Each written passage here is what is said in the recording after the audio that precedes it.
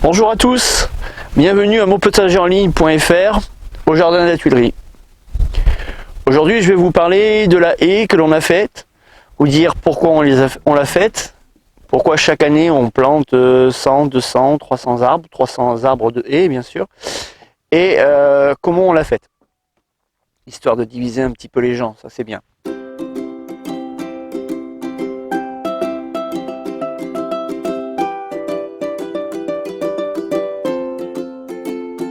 Donc première chose, donc pourquoi on a fait cette haie? Parce qu'ici on a une problématique, on est en haut d'une côte et la problématique c'est le vent. Ceux qui sont venus faire une formation chez nous d'initiation à la permaculture, ils ont créé, parce qu'il faut créer un design durant cette formation, ils ont créé un design pour me couper du vent et du coup j'ai mis les choses en place. C'était la solution, c'était créer une haie. On a créé une haie il y a 2 ans, elle est en devenir.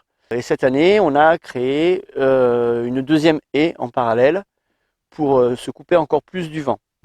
L'objectif également d'une haie, ça va être aussi de créer des microclimats. Derrière cette haie, lorsqu'elle sera à peu près grande, l'été, ça va vous faire un petit peu d'ombre.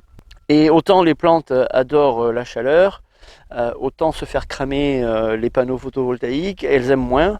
Donc c'est intéressant d'avoir des haies autour de ces jardins pour couper du soleil à un moment de la journée. Voilà.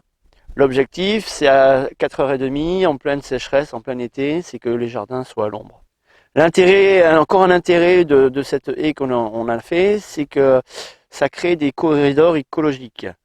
Voilà. Lorsque la haie sera bien grande et bien touffue, ça va protéger les insectes, ça va protéger les oiseaux qui vont se nicher dedans, et ça va pouvoir protéger les animaux qui vont pouvoir aller, vous allez voir les photos ou peut-être une petite vidéo, pouvoir aller de notre forêt à notre jardin, tout en étant protégés des rapaces, parce qu'ici il y a des rapaces.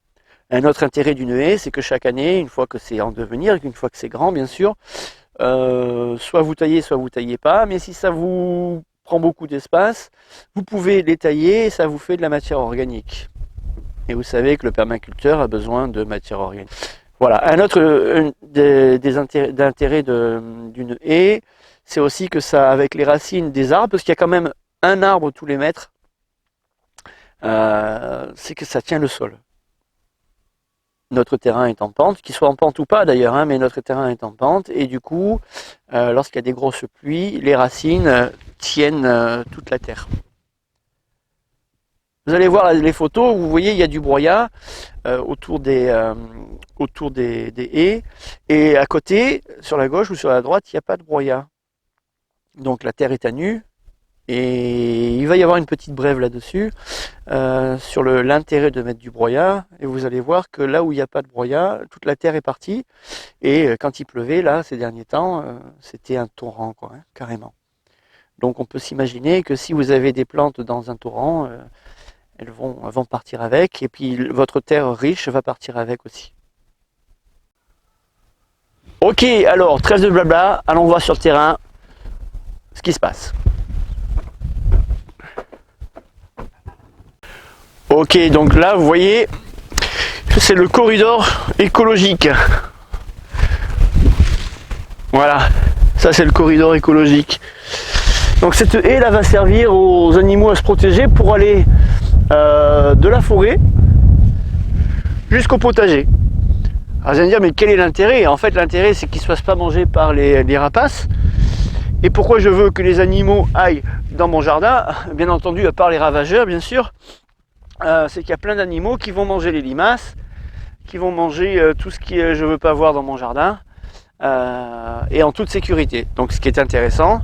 Et on fera une vidéo à un moment sur savoir quand est-ce qu'il faut tondre et quand est-ce qu'il faut arrêter de tondre également. Ça c'est intéressant. Et ce que je vous disais tout à l'heure aussi, c'est que vous voyez là, ça a été labouré. Hein.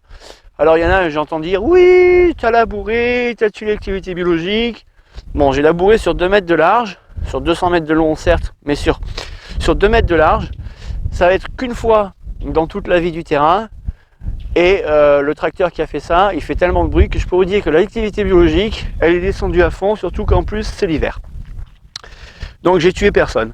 Donc ici, quand il pleuvait la semaine dernière ou les semaines précédentes, ici c'était un torrent. Voilà, un torrent. Et puis tout ce qui était bon pour les plantes qui étaient à la surface du sol, autant vous dire que maintenant c'est dans la forêt. Alors qu'ici, ben, ça a tenu. Hein, j'ai fait une petite brève, je ne sais pas si vous l'avez déjà vu, mais regardez-la et surtout mettez-y un pouce bleu.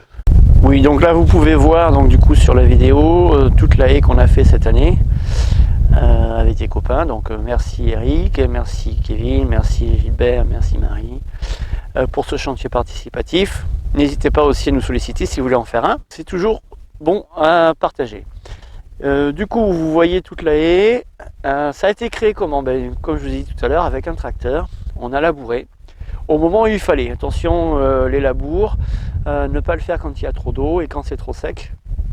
Donc on l'a fait, c'était sûrement au mois d'octobre, un truc comme ça. C'était presque le dernier carat.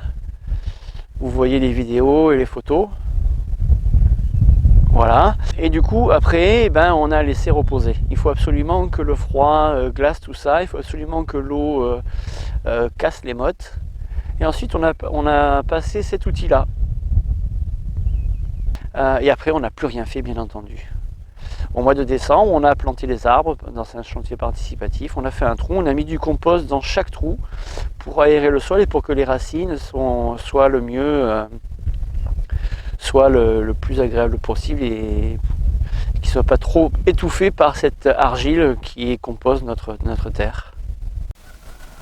Bon, bien entendu, si cette vidéo vous a plu, vous a intéressé, vous a questionné au contraire, n'hésitez pas à mettre un pouce bleu, à vous abonner, à aller sur notre site monpotagerenligne.fr et à laisser des commentaires.